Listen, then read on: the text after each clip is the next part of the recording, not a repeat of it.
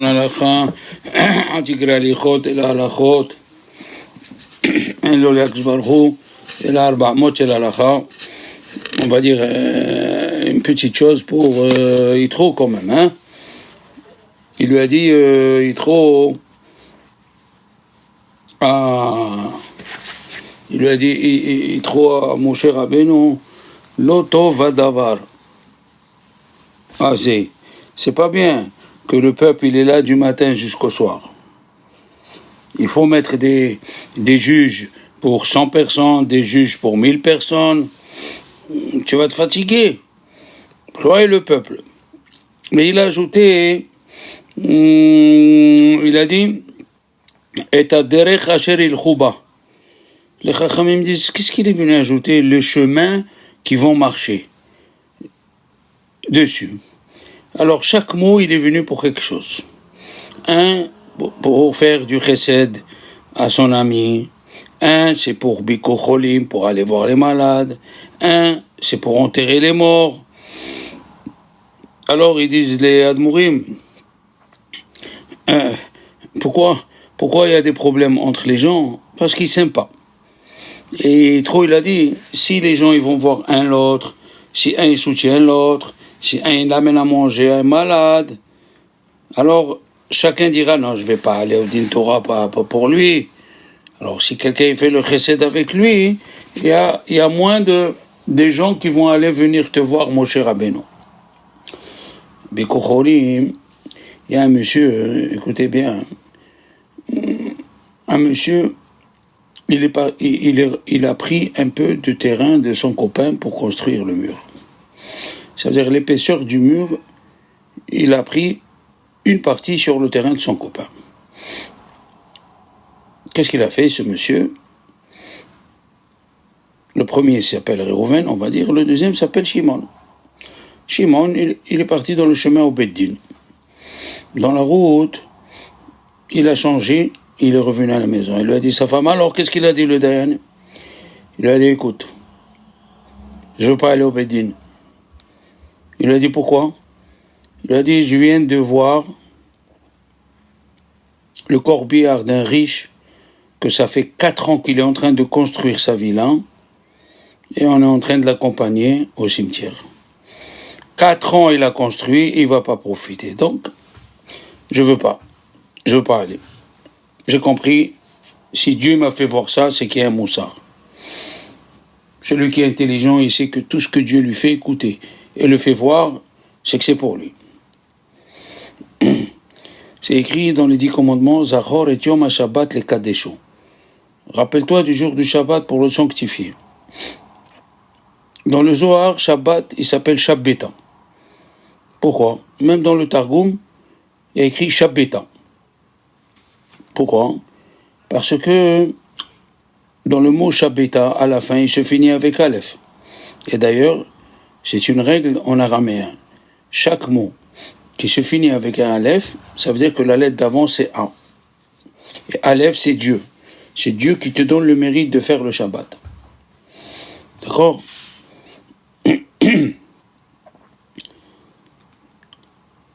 Hachem, il nous a donné le Shabbat. Pourquoi? Dans le Sefer Haïm, il dit, Dieu nous a donné le Shabbat pour nous rappeler le mont Sinaï.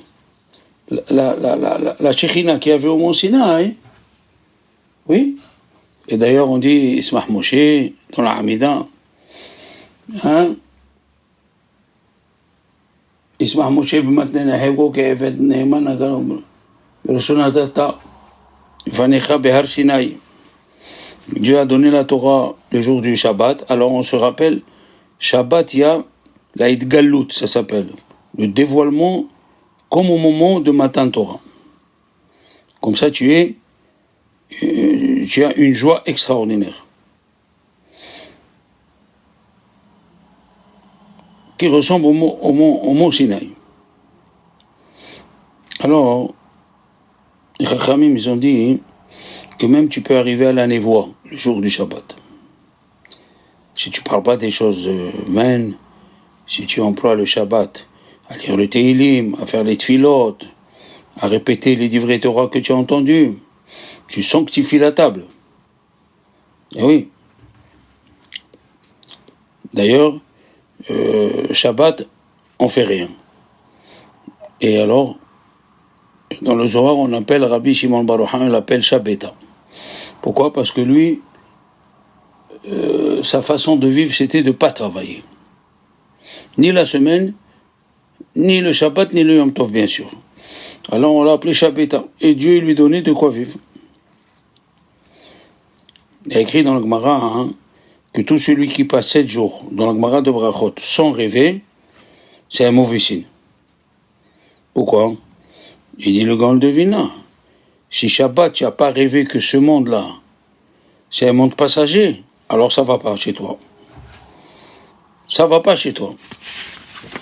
Tout ça, c'est un rêve. On le dit dans Shira Mahalot, avant Birkat Amazon, Aïnouk et Holmin. Aïnouk et Holmin. On était comme des rêveurs. Les Chachamim, on a déjà dit ça. Ils nous ont dit de faire le kiddush sur le vin. Pourquoi sur le vin? Alors on a dit que le mot Yahin, c'est 70. Et quand tu commences, tu dis Yom HaShishi Vayichulu HaShamayim, c'est Yudke Vavke. Donc, quand tu fais 26 fois 70, il te sort 1830. Il y a eu 1830 noms de Dieu dans les 5 livres de la Torah qui viennent au moment où tu fais le Kiddush. Mais il y a une deuxième explication aussi. Parce que ce monde-là, il s'appelle Olam. Pourquoi il s'appelle Olam? Parce que il y a le mot He'alem. He'alem, ça veut dire caché. Il est caché, Dieu. Et quand tu bois le vin, dans ta tête, tout se confond. Et c'est ça ce que les Chachamim ils veulent que tu comprennes. Tout ce que tu es en train de réfléchir, ce monde il est passager. Et bientôt, il faut qu'on donne des comptes à Dieu. Il ne faut pas qu'on regrette les mitzvot qu'on aurait pu faire. Oui? Dans le livre, dans le Siman Resh Membed du Rav Eliyahu Rabbah, c'est le Rav du prix Megadim. C'est écrit Kol ha'me'aneg et ha'shabbat, notnim lo mishalot libo. Tout celui qui respecte Shabbat, on lui donne ce qu'il a dans son cœur. Les envies qu'il a dans son cœur. C'est quoi la mida keneged mida? Shabbat, c'est assourd de parler des affaires, mais c'est moutard de penser aux affaires. Héroré moutarim. Et toi, qu'est-ce que tu fais? Tu veux même pas penser à ça. Ah, tu veux même pas penser à ça? Alors le Shabbat, il dit, moi je vais faire ce que tu as besoin. Pourquoi? Parce que c'est écrit, chez Yamim, te'ase melacha. Normalement, il fallait dire, chez Yamim, ta'ase. Pourquoi c'est écrit te'ase? Te'ase, ça veut dire, elle se fera. Puisque tu veux même pas laisser ta tête penser aux affaires, alors moi je vais m'occuper. Rabbi David Lilover, le pauvre, il habitait Me'acharim. Et il avait une toute petite maison, il fallait qu'il déménage. Et avant la Seconde Guerre mondiale, il n'y avait pas d'argent. Il fallait voyager. Et quel voyage? Jusqu'au Canada. 3 semaines en bateau. Alors, il a ramassé, il est venu chez une famille hassidique, il l'a bien accueilli. Qu'est-ce qui s'est passé? Le Shabbat, à midi, quand il est revenu, Rabbi Lilover avec son hôte, l'autre il a vu qu'on lui a volé l'argent de Rabbi David Lilover après qu'il a ramassé pendant 6 mois. Alors il est venu, il lui dit, j'ai une mauvaise nouvelle à te dire, tu me parles pas Shabbat. Tu me parles de rien Shabbat, je veux rien entendre. Si tu me parles, je crie, je sors. Alors il a compris. Qu'est-ce qu'il a fait ce monsieur? Il est parti à la synagogue. Et il a parlé à chacun. Voilà, ce monsieur, il veut même pas que je lui dise la mauvaise nouvelle. Regardez quel sadique il est. Qu'est-ce qu'ils ont fait? Ils ont ramassé l'argent et il avait le double de ce qu'il avait ramassé.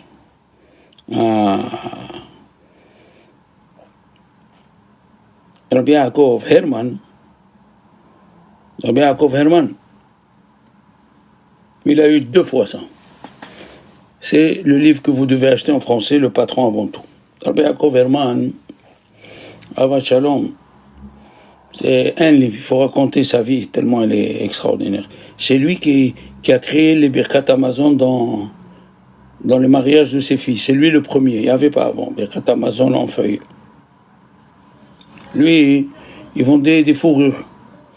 Et les policiers sont venus lui dire, Shabbat, ton magasin, il est en train de brûler. Il a dit, excusez-moi. Moi, j'ai un patron, c'est là-haut, c'est Dieu. Shabbat, c'est pas moi qui m'occupe. Je veux rien savoir. Ils sont partis. Samedi soir, ils sont venus. Les mêmes policiers, ils lui ont dit, on s'est trompé, c'était pas ton magasin. Oui.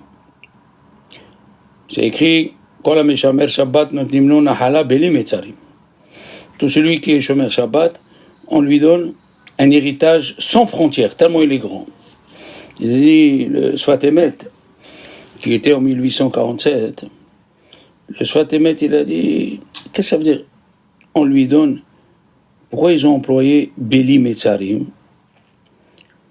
Rabbi Yehuda Aryeh, Lev Alter. Il a dit ici, c'est une allusion. Que si tu es Shomer Shabbat comme il faut, on ne t'annonce pas des mauvaises nouvelles. Metzarim, ça vient du mot tzara. Oui. Bien sûr. Baruch Hashem. Rabbi Yitzhak Parhi, qui était en 1779, il a dit, de mes yeux j'ai vu quelqu'un. Pendant 6 jours, il souffrait. Mais le Shabbat, ils ont voulu se taire, ils n'ont pas voulu parler de rien. Il a perdu, il n'a pas perdu, la bourse, rien. Il n'a pas voulu parler d'aucune chose. Et le Shabbat les a sauvés. Le Rav Menorat Amaor, j'ai son livre, c'est Rabbi Yitzhak Aboua, il était en 1515 en Espagne. Il a raconté qu'il y avait 2 enfants qui sont tombés dans un puits. Ils sont tombés dans un puits, on n'entendait plus parler d'eux. La mère, comment elle va raconter à son mari? Et elle lui a répété ce qu'elle a dit, Berouria à Rabbi Meir.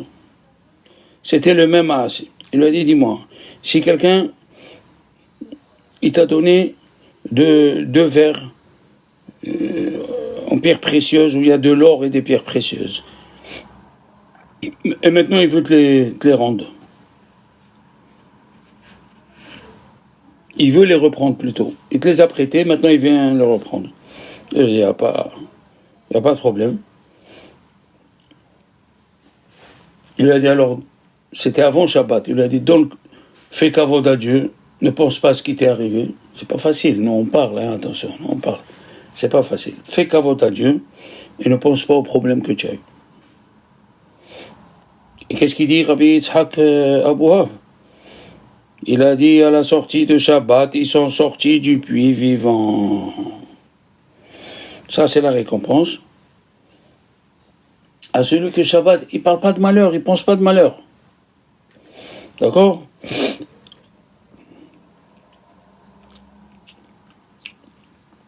C'est ça. On dit, le Shabbat, quand on va voir un malade, on lui dit, Shabbat, c'est Shabbat, ne pleure pas, et la refoua, elle vient. Il a dit, dans toutes les choses qui arrivent, la personne, elle ne peut pas se retenir. Elle n'arrive pas. C'est normal, on est des êtres humains. Mais si tu arrives à te retenir Shabbat et pas parler de tes problèmes, alors, Akadosh Baruch Hu, le Shabbat, il peut envoyer la refoua à la personne. Extraordinaire. C'est connu aussi, le même Rabbi Yosef Herman, il avait une fille qui est tombée très malade Shabbat, très très malade. Et lui, il avait une mitzvah qu'il aimait beaucoup. C'est Achnasat Orhim. L'Achnasat Orhim, elle guérit la personne. Alors, l'hôpital a envoyé un télégramme, comme quoi sa fille, elle va partir. Il faut venir. Et lui, il n'a pas voulu, ne me laissez pas, je ne veux pas rien savoir, laissez-moi passer mon Shabbat. Il a tout fait pour ne pas écouter les mauvaises nouvelles. À la sortie de Shabbat, j'ai reçu un autre télégramme, on vous demande pardon. Hein. Votre fille, elle a guéri et elle vient demain matin. Ah, tu vois. Tu vois. Le Bnei Issachar, Rav Shalom, un grand Rav des Chassidim, il a dit, Shabbat, on a des Techumim. Qu'est-ce que c'est des Techumim? Des frontières. Tu ne peux pas quitter la ville plus que 2000 amot. C'est venu te dire, Rabbi, dans la Parnassa, c'est bien. Mais il ne faut pas derrière aller le matin, l'après-midi, le soir. Oui. La première Mishnah du Shabbat, elle commence le riche et le pauvre. C'est-à-dire, si le pauvre, il a fait rentrer sa main, il a sorti, il a pris l'objet, le pain, et il l'a mis dans le domaine public, il est hayav. Mais le riche, il n'a rien fait. Il a fait ni achnasa, ni yetzi'a. Parce que Shabbat, il y a deux melachot. Faire rentrer du domaine public au domaine privé, et du domaine privé au domaine public. Un, c'est un av melacha, et l'autre, c'est une tolda, une dérivée. Il a dit, Rabbi Shalom Kasbiler, mais pourquoi on ne dit pas le contraire? Pourquoi on ne dit pas que c'est le riche qui a fait rentrer la main dans le domaine public, il a fait sortir la main. Dans le domaine public, il a pris le panier, il l'a mis dans le domaine privé. Il a dit, c'est une allusion. On dit aux pauvres, il ne faut pas faire beaucoup d'efforts pour avoir la parnassa. Ne fais pas beaucoup de istadlout. Aïe. La Torah nous dit, Vaishma Yitro, il a écouté Yitro. Et la question elle est, il y a qui disent que Yitro n'a pas assisté au don de la Torah. Alors s'il n'a pas assisté au don de la Torah, pourquoi la Torah elle commence par Vaishma Yitro, elle aurait commencé par les 10 commandements? Oui. Alors Yitro, il est venu nous apprendre une chose. Regardez, par la suite, vous allez comprendre, c'est écrit « Ou Moshe ala el Elokim ». Moshe, il est monté sur le mont Sinaï pour aller voir Dieu. Pas le voir, c'est-à-dire la Shekhinah. Il dit « Orahaim HaKadosh, c'est drôle, hein. Dieu ne lui a pas dit de monter. Comment il est monté? Ah, l'envie de la Torah, l'envie d'écouter. Tu es prêt à tout faire pour ton rave, pour qu'il te donne de la Torah. Eh bien, Yitro, il est venu nous apprendre cette chose-là. Tous les peuples, ils ont appris. Tous les peuples, ils ont écouté ce qui s'est passé. Mais lui, il est venu nous apprendre l'envie. Si tu n'as pas l'envie, tu ne peux pas étudier la Torah. Aïe. La question, elle est, qui c'est qui a tué le plus des enfants d'Israël? Paro ou Amalek? C'est Paro. Et pourtant, la Torah l'a dit, Timhe Zecher Amalek. Amalek, c'est une guerre pour tout le temps. Et pourquoi pas Paro? Il a dit, Paro, qu'est-ce qu'il a dit? Mi Hashem Asher Eshma Bekolo. Qui c'est Hashem pour que je l'écoute? Quand quelqu'un dit ça, c'est un fou. Un fou, on ne parle pas avec des fous. Mais Amalek, il est venu, il a découragé les gens. Il est venu, il a pris ceux qui étaient au dehors des colonnes de nuée. Eh oui, les colonnes de nuée, ils ont mis dehors tous ceux qui avaient encore de la Avodah Zara sur eux. Il y avait qui avaient la Avodah Zara sur les mains, sur les bras, dessinés, ils les ont pas enlevés. Ouais. Extraordinaire, parce que ils sont venus décourager. Décourager, ça c'était grave. Dans toute la Torah, décourager, c'est grave. On le voit, hein. Il dit, Rabbi Yehuda Chassid, il a posé une grande question. Comment c'est écrit avant la Hamida?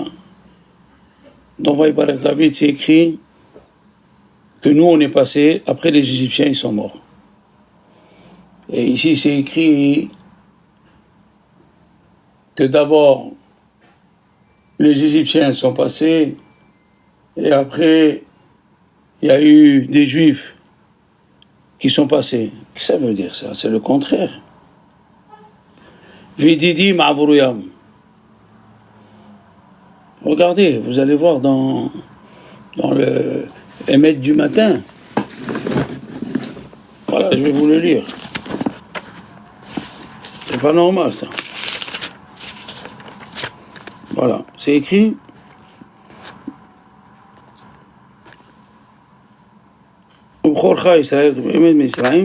C'est écrit. Viens souffler bagata. Tu as ouvert la mer. Vézidim tibata. Tu as fait noyer les méchants. Et après c'est écrit Vididim avuruyam. Et après ce que tu aimes ils sont passés. Et après c'est écrit Vaichasu maim tsarehem. Et l'eau a recouvert tout leur ennemi. Ça va pas cette histoire. Tu dis Vididim tibata, tu as noyé les méchants. Et après Vididim avuruyam. Il a dit le premier Vididim tibata ne revient pas sur les Égyptiens. Il revient sur les Juifs qui avaient encore Avodah Zarah avec eux. Les Juifs qui avaient fait Avodah Zarah avec eux, aïe. Ceux-là, la mer les a recouverts une partie. Eh oui, des fois un homme il fait teshuva, mais il lui reste des petits trucs à arranger encore. Il lui reste. La Torah elle nous a écrit au début, je vous ai levé sur Kanfei Yesharim, sur les ailes des. Je vous ai levé sur les ailes des Sharim. Vous savez ce que c'est les Sharim, les aigles. Alors Rashi il dit, un aigle il met ses enfants sur lui, comme ça s'il y a des flèches, lui il les prend. C'est ce que tu es venu nous dire. D'après les commentateurs, que si il y a des accusateurs contre les Juifs, alors Dieu il prend les flèches des accusateurs. Mais c'est venu nous apprendre encore autre chose. Vous savez, on dit le phénix renaît de ses cendres. Si tu es tombé, tu n'es plus comme avant, ne te décourage pas. Il y a un monsieur qui s'appelle l'aigle, qui était avant toi. Lui aussi il est tombé, et l'aigle il se renouvelle chaque année. Il a dit le Chida, j'étais à Londres, et j'ai visité dans la tour de Londres, on m'a montré un aigle qui a 1000 ans. Et c'est pas du mensonge, parce que la Torah nous dit l'aigle il se renouvelle. Alors mes chers amis, un bon Shabbat, une réfouache les mains à tout le monde. Amen.